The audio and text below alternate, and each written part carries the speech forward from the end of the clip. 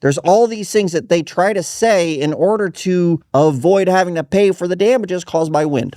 If an insurance company is trying to say that there isn't any wind damage because the roof was high nailed or there wasn't enough nails or something along those lines, and a wind event came through and literally ripped shingles off or manipulated the shingles in some way that it exacerbated a condition or at least caused some kind of wind damage, then it doesn't matter how the nails were installed.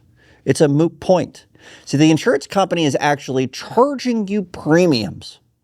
And when they charge you premiums, they are receiving that and in exchange, insuring you against damage caused by wind for the property that you have in the condition that it's in at that time. And so if they're taking in your premiums and you happen to have a roof that has been high nailed, then they are insuring your roof in its high nailed condition against anything that would be caused by wind that is insurable damage.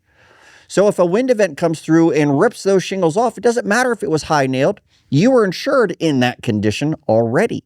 So it makes no difference whatsoever. It doesn't matter.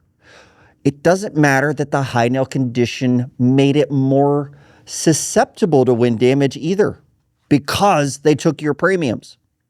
It doesn't matter that the high nailing happened first and they don't pay for improper installation, because that isn't the damage that you're claiming. You're claiming the damage caused by the wind. So it doesn't matter. There's all these things that they try to say in order to avoid having to pay for the damages caused by wind. All you have to do is prove that the wind did something.